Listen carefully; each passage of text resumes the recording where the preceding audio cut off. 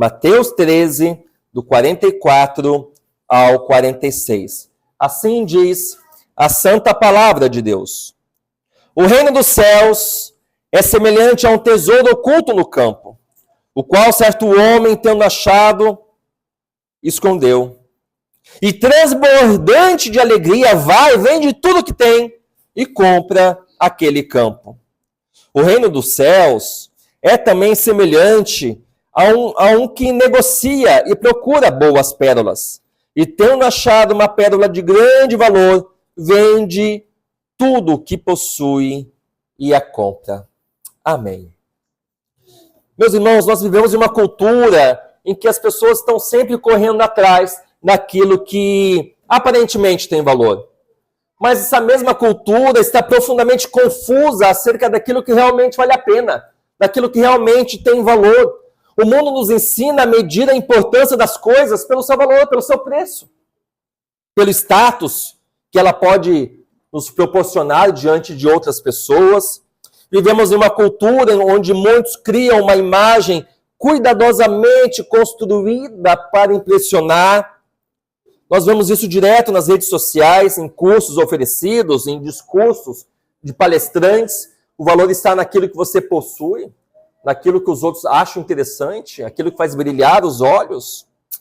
Somos constantemente pressionados a acreditar que sucesso, riqueza, é possuir, é acumular, é exibir. Mas aqui, nessas duas parábolas, Jesus inverte completamente essa lógica, meus irmãos. E aqui ele apresenta o reino de Deus, o reino dos céus, como um único tesouro que realmente possui valor e possui um valor eterno. E ao contar essas duas breves e poderosas parábolas, Jesus então ele confronta essa mentalidade. Isso não é algo da nossa época, meus irmãos. As pessoas sempre pensaram assim depois da queda. Mas Jesus, ele confronta essa mentalidade com poucas palavras, então, ele desmonta a lógica deste mundo e revela, de uma maneira muito transformadora, que existe um tesouro. Existe um tesouro, existe uma pérola de valor infinito. Uma riqueza que supera tudo que o coração humano pode possuir e desejar. Esse é o reino dos céus. E nessa parábola, Jesus então ele nos faz enxergar que o reino não é apenas algo desejável, mas é algo incomparavelmente precioso. Ele é digno do maior investimento, da entrega mais radical, da devoção mais completa. Aqueles que realmente percebem o valor do reino, eles não negociam, eles não hesitam, eles não adiam a decisão, mas eles respondem com decisão, com alegria, abrindo mão de tudo em prol do reino dos céus. Então nós veremos que essas parábolas nessa manhã elas vão nos ensinar que o reino de Deus, ele é descoberto, ele é revelado pela graça soberana de Deus. Ele é reconhecido pela fé verdadeira, ele é abraçado com uma alegria transbordante, como o texto nos fala. Então hoje nós somos chamados, nós somos confrontados a rever os nossos próprios valores e responder de maneira sincera nessa manhã. O reino de Deus, de fato, é o nosso maior tesouro? Essa é a verdade que o Senhor nos chama a considerar nesta manhã, nesse sermão. Vamos orar novamente? Vamos falar com Deus? Senhor Pai, Deus querido, Pai amado, aqui estamos em Tua presença.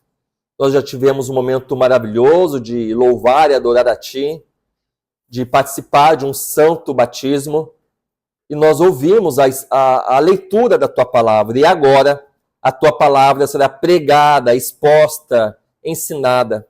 E eu te peço, Deus, em nome de Jesus, fale aos nossos corações. Trabalhe em nossas almas, que não saiamos daqui indiferentes ou apáticos diante da realidade do reino dos céus, mas que saiamos daqui conscientes de que não existe nada mais precioso, nada mais valoroso que o teu reino. Fale aos nossos corações, trabalhe em nossas almas, nos confronte, em nome de Jesus. Amém. Meus irmãos, então a primeira verdade que eu quero destacar para vocês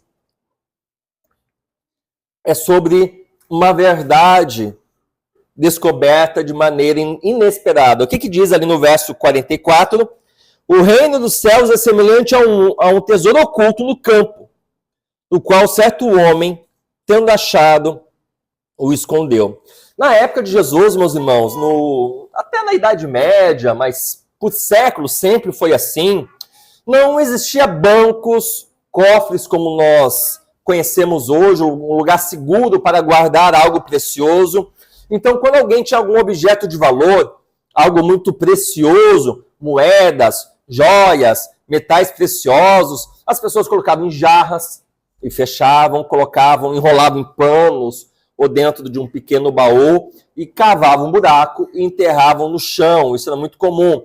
Às vezes tinha algo para demarcar, para ficar fácil de achar, debaixo de uma figueira, debaixo de um carvalho, ou no chão da própria casa. Então as pessoas tinham um ponto de referência, porque tu enterrar simplesmente num campo um tesouro, a chance de você não achar ele de novo é muito grande. Eu achei muito engraçado um vídeo que eu vi, que o cara comprou na Shopee uma pedra falsa. E daí dentro da pedra ele colocou a chave de casa e colocou no meio das outras pedras. E daí quando ele chegou em casa, ele começou a procurar e não achava. Era tudo igual aquelas pedras. Cadê minha chave? Ficou no lado de fora de casa, né? Então era muito comum as pessoas esconderem esses tesouros enterrados. Era muito comum. Então era a maneira mais segura de proteger os seus bens. E a palavra de Deus nos mostra alguns exemplos dessa prática. Por exemplo, a parábola dos talentos, que fala do servo inútil, que ele enterrou aquele talento. Em vez de fazer aquele talento gerar valor, não, ele simplesmente enterrou. Outro exemplo que nós temos é Acã. Acã, no Antigo Testamento, ali em Juízes 7, ele peca contra o Senhor, ele oculta os despojos de Jericó, ele esconde, enterra isso debaixo da sua tenda, e a ira de Deus cai sobre ele. Então, enterrar bens valiosos em algum lugar secreto é uma prática comum. Só que o que acontece? Muitas vezes a guerra, às vezes a pessoa vai viajar e a pessoa morre. Há vários relatos assim. Um dos relatos mais famosos que eu posso dar para vocês são os famosos papiros de Qumran. Havia uma comunidade de essênios que moravam no deserto, havia vários papiros do Antigo Testamento, e aí chegou os romanos nos anos 70 e acabou com toda a região da Judéia, porque houve uma revolta dos judeus naquele período. Então, onde passavam as legiões romanas, eles iam passando o facão em todo mundo, passava a espada em todo mundo. E esses essênios, essa comunidade de monges judeus, o que eles fizeram? Eles pegaram esses pergaminhos, esses papiros, colocaram em jarros e eles esconderam em várias cavernas da região de Qumran. Só que todos eles morreram. E aqueles pergaminhos ficaram, então, escondidos até 1948, quando um beduíno, né, um menino, adolescente, que cuidava de cabras e ovelhas, ele perdeu uma cabra naquele deserto, ele começou a procurar, ele escutou um barulho dentro de uma caverna, jogou uma pedra e escutou uma coisa quebrando.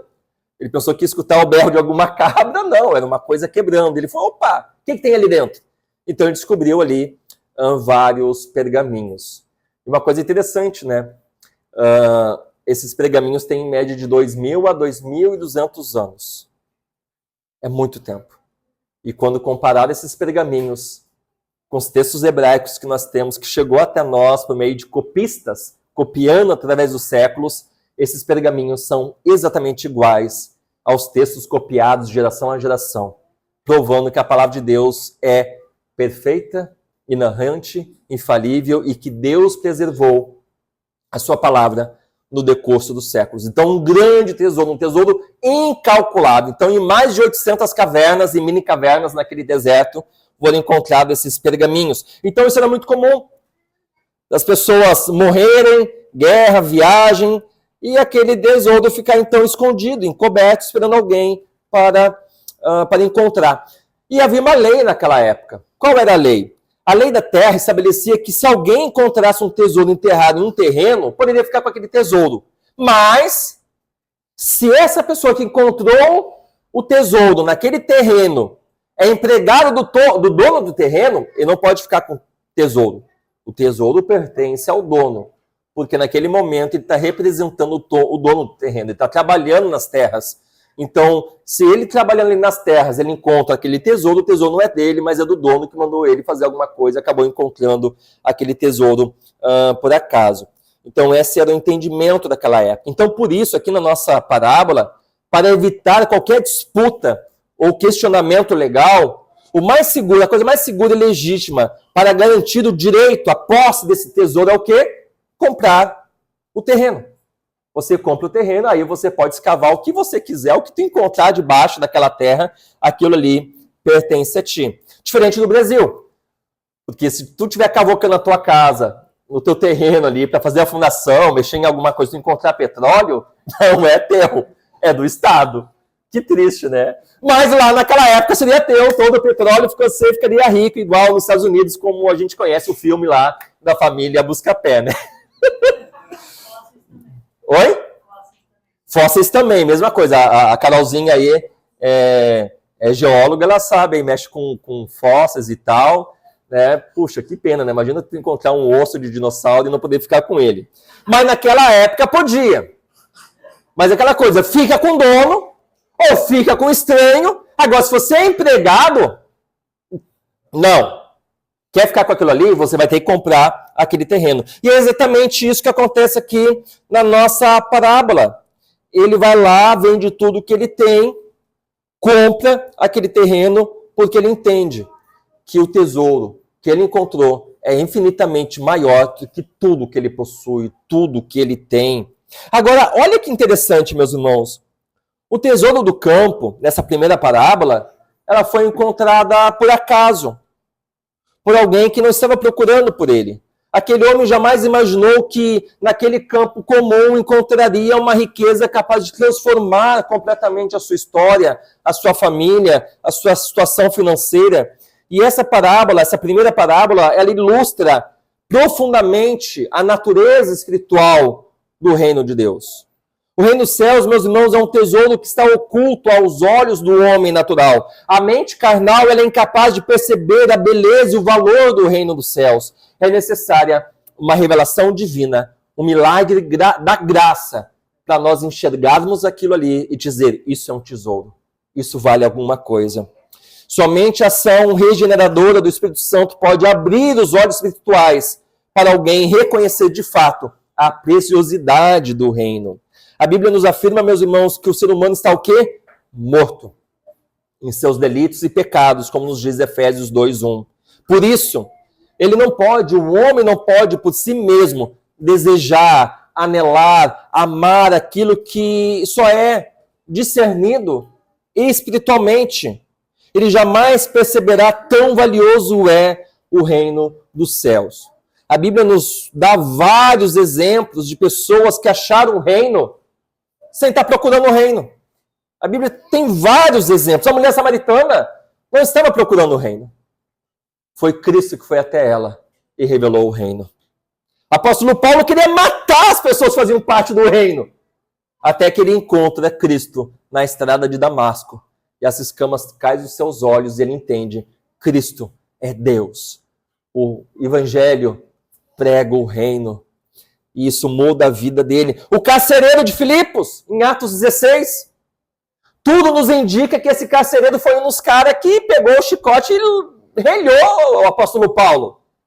Ele não via em Paulo e na mensagem de Paulo algo de valor. Na verdade, algo desprezível que deveria ser espancado, deveria ser preso. Até que também as escamas dos olhos desse carcereiro caiu. E ele entendeu que estava diante de um homem que possuía uma mensagem poderosa, uma mensagem que transformaria a sua vida e a sua história, a sua família. O tesouro do reino, meus irmãos, estava oculto aos olhos dessas pessoas.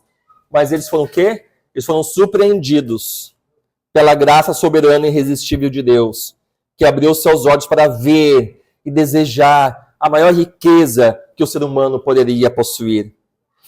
Como declara o nosso Senhor em Romanos 10:20, eu fui achado por aqueles que não me procuravam e me revelei aos que não me pediram nada. Que tremenda essa mensagem, meus irmãos. Só que, infelizmente, nem todos reconhecem a preciosidade desse evangelho, desse tesouro. Da mesma forma que muitas pessoas caminhavam por aquele campo dia após dia e não tinham noção que debaixo de seus pés havia uma riqueza incalculável, assim é nossos dias, meus irmãos, multidões e multidões vivem e morrem sem discernir o valor do reino de Deus. Durante todo o ministério de Jesus terreno, meus irmãos, Jesus andou nessa terra, pregou, curou, transformou vidas, ressuscitou mortos, expulsou demônios, deu vista a cegos, curou coxo, curou leprosos, mas mesmo assim, mesmo o tesouro andando entre os homens rejeitaram esse tesouro. Os fariseus, os escribas, os mestres da lei, muitos do povo não reconheceram Jesus como encarnação de Deus, como encarnação do reino. Eles não reconheceram em Jesus a encarnação, a beleza, a majestade, a preciosidade do reino dos céus. Na verdade, rejeitaram, desprezaram, blasfemaram e condenaram à morte.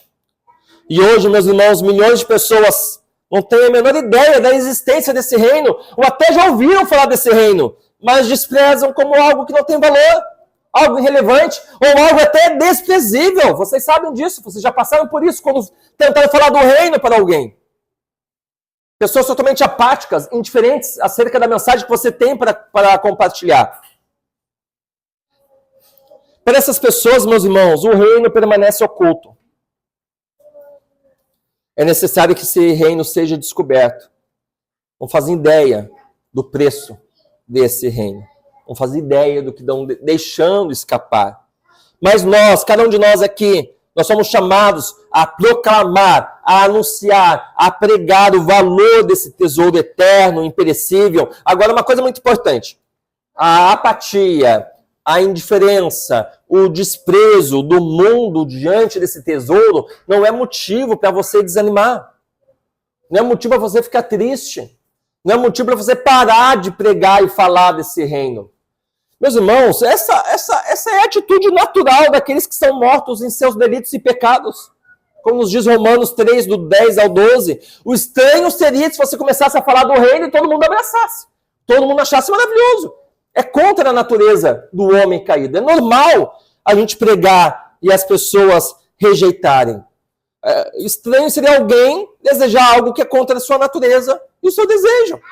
Nós somos chamados a anunciar, a pregar, do tempo e fora de tempo. Seja fiel à pregação do Evangelho. Confie em Deus, porque Deus, em sua misericórdia, pode despertar o coração das pessoas. Deus pode despertar o coração do teu pai, da tua mãe, do teu filho, do teu marido, da tua esposa. Deus pode despertar o coração do teu amigo, do teu parente, teus colegas de trabalho. Deus desperta corações. Deus arranca as escamas dos olhos das pessoas para enxergar a preciosidade eterna desse tesouro. Continue pregando. Continue ensinando. Continue anunciando. Faça isso. Deus pode levar essas pessoas a desejar, a anelar esse tesouro. Seja perseverante, pois o mesmo Deus que abriu os olhos da mulher samaritana, o mesmo Deus que abriu os olhos do apóstolo Paulo, o mesmo Deus que abriu os olhos do carcereiro, o mesmo Deus que abriu os olhos de tantas pessoas no decurso dos séculos, é o mesmo Deus que continua atuando hoje em nossos tempos, através da sua igreja, através do seu povo, pelo poder da pregação do Santo Evangelho. Então, não desista. Não se sinta abatido. Bate na porta. Bate na porta e uma hora Deus pode fazer algo extraordinário e você ficará abismado. Agora, eu e você, cada um de nós estamos aqui nesta manhã, ao sermos expostos à beleza, à preciosidade, ao poder, à majestade do reino dos céus, qual tem sido a tua atitude diante disso tudo? Indiferença, acomodação, um apreço superficial ao reino ou uma disposição sincera para deixar tudo para trás a fim de possuir esse tesouro inigualável? A descoberta do reino, meus irmãos, ela exige muito mais do que admiração. Ela demanda uma rendição total. Somente aqueles que reconhecem o valor supremo estão dispostos a reorganizar a sua vida em torno de Cristo, em torno do reino dos céus. Que o Senhor, meus irmãos, nos conceda olhos para ver, coração para valorizar e coragem para responder ao reino de maneira digna, de maneira firme, dispostos a reorganizar toda a nossa vida em torno desse reino, em torno desse tesouro. A segunda coisa que eu queria destacar para vocês aqui nessas parábolas é a descoberta intencional do reino. Olha o verso 45. O reino dos céus é semelhante a um homem, é semelhante a um que negocia e procura boas pérolas. E tendo achado uma pérola de grande valor, vende tudo que possui e compra. Mas olha que interessante. Procura boas pérolas. Então, a segunda parábola aqui do nosso texto, ela começa, no grego aparece isso, mas aqui não, começa com um advérbio de transição, novamente. Ou seja, essas duas parábolas estão intimamente ligadas. Jesus continua falando sobre a mesma verdade. Jesus não está introduzindo aqui um novo tema. Na verdade, está intensificando a mensagem sobre o valor incomparável do reino. A ideia de Jesus aqui é reforçar, é imprimir de uma forma cada vez mais profunda em nossa mente essa verdade em nossos ouvidos e nos nossos corações. Essa segunda parábola, Jesus, então, ele apresenta um cenário um pouquinho diferente. Não é mais um homem que encontra o tesouro por acaso. Aqui é um mercador experiente, especializado em compra e venda de pérolas. O cara sabe o que está fazendo.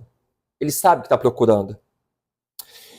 E na antiguidade, meus irmãos, pérola, as pérolas estavam entre os bens mais raros e preciosos do mundo. Não tinha pérolas artificiais. Tem gente que anda com pérola aí no pescoço e tal. Né? Eu comprei uma pra Thaís, né? Não sei se ela descobriu que é falsa, né?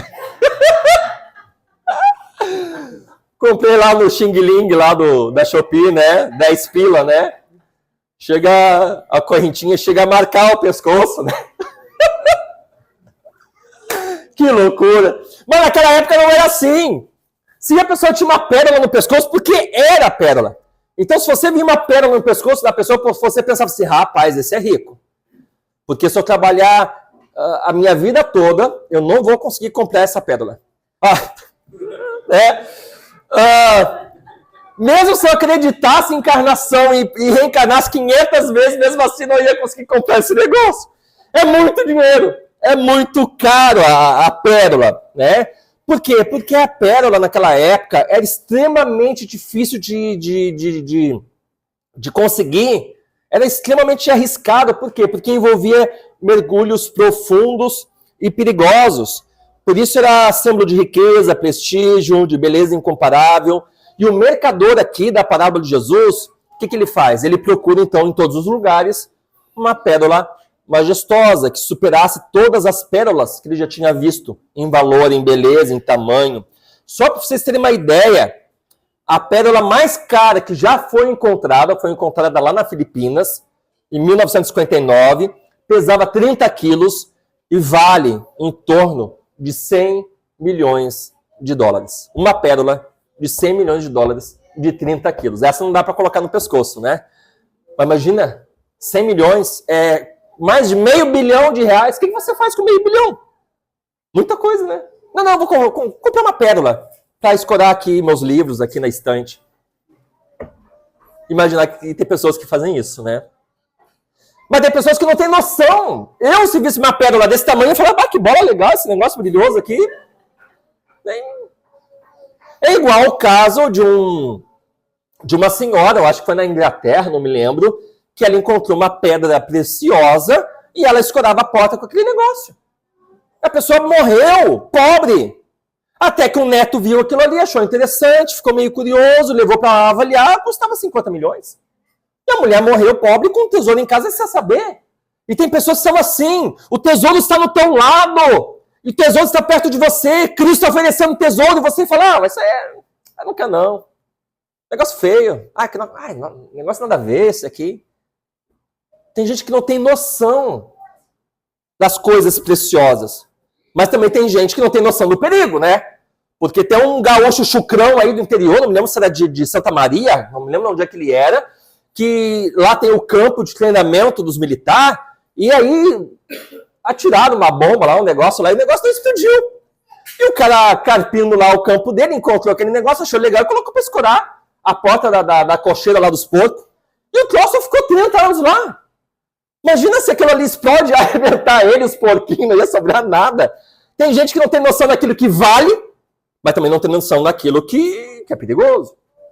Às vezes a gente acha uma coisa perigosa algo precioso, e às vezes a gente acha algo precioso sem valor, porque nos falta discernimento, meus irmãos. Mas esse homem tinha discernimento. Ele era um homem experiente. Então, se ele encontrasse aquela pérola de 100 milhões, na hora, ele ia perceber que aquela pérola era valiosa e ia querer comprar de qualquer jeito. Agora, olha que interessante, como eu já comentei com vocês. Diferente do homem na primeira parábola, que tropeçou no tesouro por acidente, o mercador aqui, ele sabe exatamente o que está procurando. Ele busca diligentemente, sistematicamente, intencionalmente a pérola perfeita. E essa segunda parábola, meus irmãos, representa aqueles que chegam ao reino após uma busca sincera pela verdade e pelo sentido da vida. As Escrituras nos oferecem alguns exemplos marcantes de pessoas assim, que estavam buscando a verdade. Um exemplo delas é Cornélio. Cornélio está procurando a verdade. E Deus se revelou para ele, mandou Pedro ir lá e pregar o evangelho, e a família toda dele foi batizada e convertida, porque era alguém que estava de fato procurando a verdade. Isso é muito legal. É muito, muito bonito. Deus respondeu ao anseio do coração dele. Mas é muito importante compreender, meus irmãos, que até mesmo essas pessoas que buscam sinceramente a verdade, tudo isso é resultado da graça de Deus, da ação graciosa de Deus. É Ele mesmo que coloca no nosso coração esse desejo, esse anelo, essa fome pela verdade. A gente vê isso no decurso dos séculos. Agostinho, certa vez, ele falou: fizeste-nos para ti, e inquieto está o nosso coração, enquanto não repousar em ti. O coração do homem, ele permanecerá inquieto até se render ao Rei dos Reis e ao Senhor dos Senhores. Aquela famosa frase que todos vocês conhecem: há um vazio no coração do homem que só Deus pode preencher. Isso é verdade, meus irmãos, porque no decurso dos séculos a gente vê muitas pessoas procurando a verdade das mais diversas formas. E essa inquietação é evidência de que fomos criados por Deus, para Deus, e encontramos realização dele. Então, ao longo da história, filósofos, pensadores, religiosos se dedicaram a procurar essa verdade, a procurar essa pérola. É interessante que uma das definições de filosofia é a busca pela verdade. Interessante. Quando a gente lê Sócrates, Aristóteles, Platão e tantos outros, Sêneca e tal, todos eles procuravam a verdade. No entanto, meus irmãos, todas essas buscas, elas encontram o seu verdadeiro cumprimento em Jesus Cristo. Porque Jesus, ele falou: eu sou o caminho, eu sou a verdade, eu sou a vida. Em Cristo, a busca pela verdade, ela termina. Ele é a verdade encarnada. Jesus e o seu reino são a pérola de grande valor, incomparável, o único mediador entre Deus e os homens. Jesus é a pérola que dá sentido à existência humana, que transforma a nossa história, que nos dá vida eterna. Diante dessa grande verdade, meus irmãos, nós somos chamados a apresentar o Evangelho como pérola, que responde de forma definitiva às mais profundas inquietações da mente e do coração humano. Nenhuma realização pessoal, entenda isso, nenhuma realização pessoal, nenhum sistema filosófico, religião ou riqueza material pode substituir Cristo e o seu reino. Somente Ele pode satisfazer plenamente o nosso coração. Agora, uma coisa muito séria, meus irmãos. Dificilmente, entenda isso, dificilmente, mas muito difícil, você conseguir convencer outras pessoas do valor incomparável dessa pérola se nós estivermos buscando satisfação, contentamento, alegria e propósito em outras pérolas, em pérolas inferiores. As mesmas pérolas medíocres que encantam, iludem, enfeitiçam aqueles que estão cegos pelo Deus deste mundo. Pensa comigo. Pensa. Como persuadir alguém que a pérola do reino possui um valor incalculável, eterno e transformador, se a nossa vida não reflete essa convicção? Se a pessoa não vê essa convicção em nós, que Cristo é nosso tesouro, que Cristo é nossa pérola, como eles irão crer? Como iremos convencer se a nossa vida, nosso discurso, nosso estilo de viver não demonstra isso? Não tem como. As pessoas vão pensar que Jesus, que a fé cristã é como qualquer outra fé. Que Jesus é como qualquer outro Deus.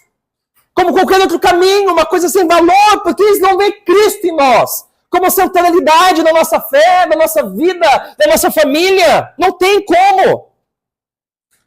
O testemunho mais poderoso do Evangelho não é apenas as palavras, meus irmãos, mas uma vida que demonstrará na prática que Cristo é o nosso maior tesouro. O mundo tem que ver isso. O mundo tem que entender isso. O mundo tem que acreditar nisso. Eles podem até rejeitar, mas tem que acreditar, de fato, daquele homem, daquela mulher, daquela família, a coisa mais preciosa para eles é Cristo. É o reino dos céus. A nossa vida diária, meus irmãos, deve manifestar que o reino é o centro da nossa existência. É o bem mais precioso que nós possuímos. E, meus irmãos, quando Cristo ocupa esse lugar central em nossa vida, nossas prioridades, elas são reorganizadas, nossos valores são redefinidos, as nossas decisões, elas refletem a beleza, a majestade, a glória dessa pérola que é Cristo e seu reino. E quem convive conosco vê como é valioso o reino dos céus para nós. E isso impacta, isso atrai, isso glorifica a Deus. A terceira coisa que eu quero destacar para vocês no nosso texto, a gente vê nessas duas parábolas, é que o reino, ele exige uma resposta radical. O que diz o verso 44, no finalzinho dele? E transbordante de alegria vai, o que ele faz? Vende tudo o que tem e compra aquele campo. No verso 46, e tendo achado uma pérola de grande valor, vende tudo o que possui e a compra. Então, ambos os personagens aqui, eles respondem da mesma forma diante do tesouro, diante da pérola. Eles vendem tudo que possuem. E essa atitude de vender tudo para possuir esse tesouro não é uma atitude impulsiva e muito menos irracional. Pelo contrário, é a decisão mais sensata, mais óbvia, mais lógica a ser feita diante de um tesouro incomparável ao ser encontrado. Vocês fariam a mesma coisa. Tenho certeza, se vocês encontrassem o tesouro que aqueles homens encontraram, vocês venderiam o carro de vocês, venderiam o apartamento, a casa de vocês raspariam a conta que tem no banco, iria lá no Nubank, ia lá no Banco do Brasil, ia fazer um empréstimo, ia dar um jeito, ia queimar os cartões tudo para comprar essa pérola, para comprar esse tesouro, porque vocês sabem que no momento que vocês tiverem esse tesouro na mão, vocês vão se tornar mais ricos que o Bill Gates, que o tiozinho lá da Tesla, vocês vão ficar ricão. Eles reconheceram que o tesouro que o reino do céu supera infinitamente tudo que possuem. Por isso, a entrega se torna total e se torna inevitável. Quando o valor do reino é verdadeiramente compreendido, meus irmãos, a renúncia em prol do reino não é perda, não é algo sofrível, não é algo triste, porque você está fazendo o maior investimento da sua vida, você está investindo na eternidade. Agora, é importante destacar que essa ideia aqui de vender tudo, Jesus aqui não está ensinando a salvação por obras. A Bíblia ensina claramente em vários textos que a salvação é somente pela graça, mediante a fé em Cristo Jesus. A gente vê isso em Efésios 2, do 8 ao 9. O que Jesus está querendo enfatizar aqui nessa ideia de vender tudo, a ideia aqui é uma renúncia. Expressa uma renúncia, uma fé genuína, um arrependimento verdadeiro. Aquele que está realmente convencido da importância do reino não hesita. Abandonar tudo o que possa competir com Cristo. Eu não tenho dificuldade nenhuma em fazer isso, a fim de ganhar a vida eterna. Nessas duas parábolas, meus irmãos, nós vemos o retrato do verdadeiro cristão. Ele é o que é, e ele faz o que faz, porque está plenamente persuadido que seguir a Cristo vale infinitamente a pena. Ele abandona o mundo, ele se desveste do velho homem, ele rompe com tudo aquilo que antigamente dominava o seu coração, assim como Mateus, que deixou seu emprego, deixou sua coletoria de impostos, deixou um excelente emprego que ganhava muito bem para seguir um homem que não tinha onde encostar a cabeça. Mateus, ele fez isso, e o verdadeiro cristão, ele faz isso. O verdadeiro cristão, ele deixa para trás tudo aquilo que o afasta do reino e reorganiza a sua vida em torno de Cristo. E por que ele faz isso? Ele está convencido do valor inestimável. Nenhuma renúncia pode ser comparada à recompensa eterna que ele oferece. Cristo é a pérola. E ganhá-lo é ganhar tudo. Essa convicção, meus irmãos, é a essência da verdadeira fé. É o sinal inequívoco da genuína operação do Espírito Santo em nossos corações. Uma das maiores provas do novo nascimento, da salvação, da regeneração, da justificação, da eleição, é esse coração rendido aos pés de Cristo, abandonando a sua velha vida para viver uma nova vida com Cristo Jesus.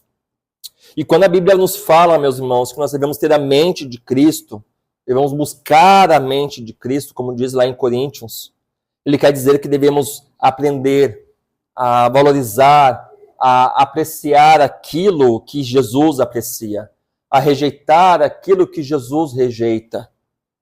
Essas duas parábolas deixam claro que nada é mais precioso aos olhos de Deus do que o seu reino. Por isso, aqueles que estão em perfeito juízo espiritual, aqueles que entenderam o valor do reino, reconhecem que vale a pena abrir mão de tudo para possuí-lo. Essas duas parábolas deixam claro, meus irmãos, que o discipulado cristão exige renúncia e entrega total. Pare de esconder pecados no seu coração. Pare de ficar acumulando ídolos no coração. Pare de ter pecados de estimação. Não pode.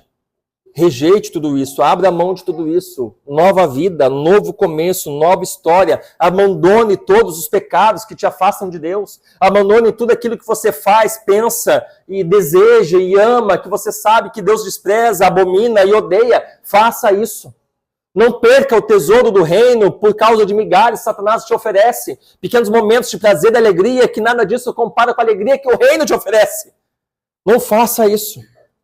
Seja sábio, seja lógico, seja racional.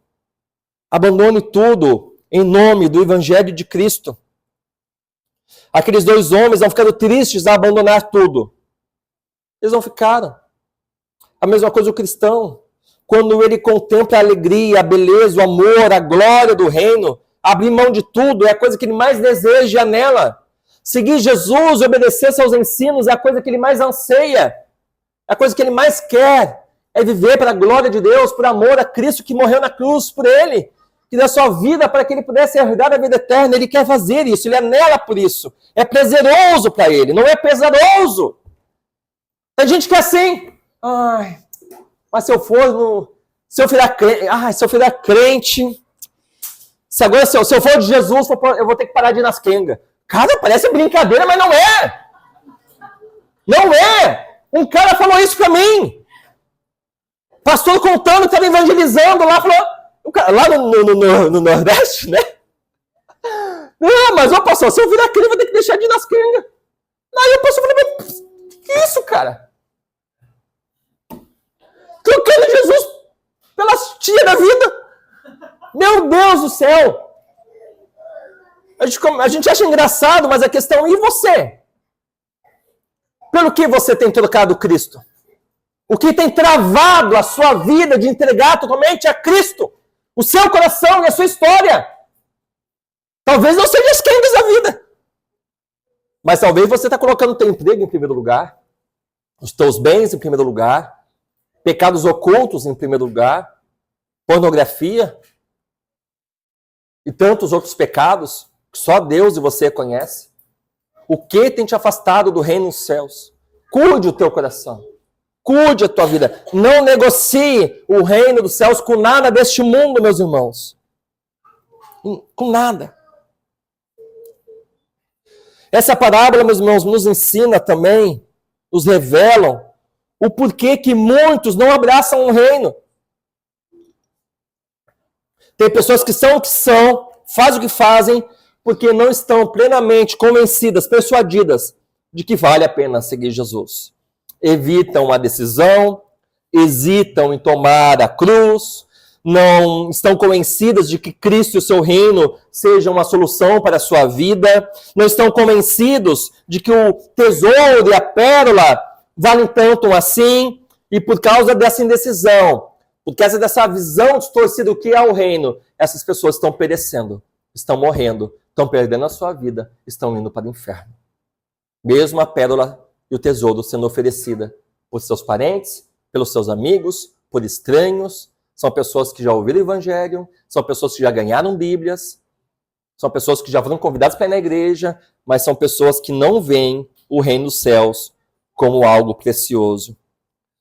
Meus irmãos, que o Espírito Santo nos conceda olhos para discernir o valor do reino, a rever nossos valores, a viver uma vida rendida a Cristo, porque ganhar Cristo é ganhar tudo, e perdê-lo é perder tudo. A decisão é urgente, ela é pessoal, ela é eterna. Buscai o reino dos céus, buscai esse tesouro, buscai a pérola quando se pode achar. Não brinque com a graça e a misericórdia de Deus. Nós não sabemos o nosso amanhã.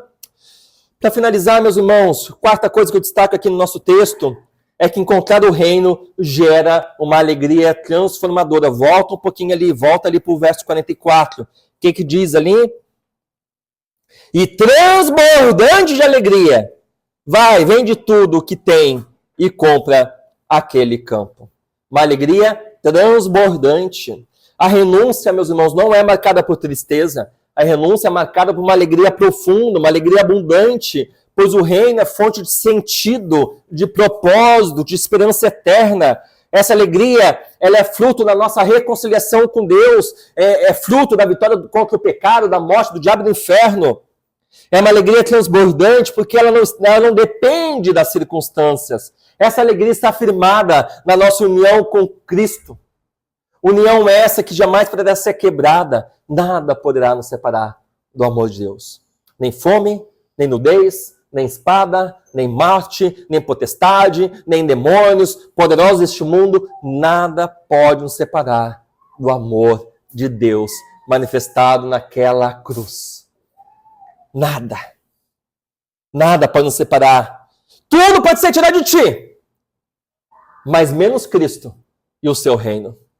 Quantas pessoas na história, quantas pessoas hoje, nesse exato momento, estão num campo de concentração na Coreia do Norte, estão presos em países onde a Sharia é imposta, pessoas que perderam seus bens, foram confiscados, perderam a liberdade, estão quebrando pedra nesse exato momento no morro, perdendo praticamente tudo. Mas uma coisa que o mundo não pode tirar, que os homens malignos não podem tirar, é Cristo e o seu reino. E esse tesouro é eterno, meus irmãos. Qualquer tribulação e adversidade, comparado com a glória futura, é leve e momentânea. O apóstolo Paulo nos afirma. E essa alegria, ela é uma manifestação clara da nossa conversão. Não existe crente que não seja alegre. Pode passar momentos difíceis. Pode chorar. Crente chora. Eu choro. Vocês choram. Todo mundo chora. A Helena chora. Né? Todo mundo chora. Mas a tua vida, a tua característica, a tua marca não é tristeza. Não é o choro. Porque Cristo habita em ti, você é filho do reino, filho de Deus. A marca é alegria. Não é igual o dono das terras ali, do bairro Tristeza. Aquele bairro ficou com esse nome porque o dono das terras era a encarnação da tristeza. Ele tinha uma cara triste, um semblante triste. Colocar o nome, ninguém sabe o nome dele. Chamava de Tristeza. O bairro ficou com o nome Tristeza. Não pode ser assim. Igual um dos anões lá da Branca de Neve, a Tristeza lá. Não, cara, tu tem que ser alegre. É a marca da tua salvação. Porque Cristo te salvou na cruz, Ele perdoou os teus pecados. Tem motivo maior para se alegrar do que isso? Né? Que as pessoas possam ver, meus irmãos, isso em nós. E só tem essa alegria que é ultra circunstancial, que ultrapassa as circunstâncias, quem está em Cristo. Porque a Bíblia nos diz, nós vamos ver quinta-feira, em nossos estudos, sobre a alegria. A alegria é um fruto do Espírito. Só quem tem o Espírito possui essa alegria, que ela ultrapassa as circunstâncias. Por isso que o testemunho mais poderoso do Evangelho é uma vida marcada por uma alegria santa que contagia outras pessoas a querer aprender mais sobre a nossa fé. E como anda a tua vida nesse sentido? A sua vida tem demonstrado alegria por ter encontrado o maior tesouro do universo? Se você tivesse ganhado lá na Mega Sena, como é que você estaria? Cara, estaria rindo, né? Espero que não tivesse faltado o culto, né? Tem gente que esquece de tudo, né? O cara ficaria muito feliz, né? Tô nadando dinheiro. Tá, mas e você que já tem o maior tesouro do universo, que dinheiro não pode comprar, que traz ferrugem, não pode comer e ladrão não pode roubar. Você possui um tesouro que é atemporal. As pessoas estão enxergando essa alegria em sua vida? Finalizando, meus irmãos, nós vimos que essas duas parábolas ensinam que, independentemente da forma como alguém chega ao reino, seja através de uma descoberta inesperada ou por uma busca intensa, a resposta tem que ser a mesma. Entrega total, fé sincera, alegria transbordante. O reino de Deus, ele redefine os nossos valores, reorganiza nossas prioridades, reorienta a nossa existência. Agora, aqueles que não reconhecem o seu valor, que permanecem indecisos ou indiferentes, o seu final é terrível, pois rejeitá-lo é perder tudo, é perder o maior tesouro que existe. Mas hoje, ainda é tempo de graça e misericórdia. Cristo continua oferecendo esse tesouro incalculável para nós. Não saia daqui de mãos vazias. Cristo te oferece nessa manhã um tesouro, como eu falei, que o ladrão não pode roubar e a traça ferrugem não pode comer e corroer. Cristo te chama para viver para a eternidade. E quem possui esse tesouro, Cristo te chama nessa manhã a viver de acordo com essa verdade. Valorize o que você tem. Que o mundo possa ver em tua alegria e na forma como você vive, que você possui um tesouro que eles não possuem, mas que está acessível de graça para todos aqueles que vão até Cristo Jesus como Senhor e Salvador na sua vida. Basta se arrepender dos seus pecados e reconhecer a glória e a majestade de Cristo Jesus. Amém?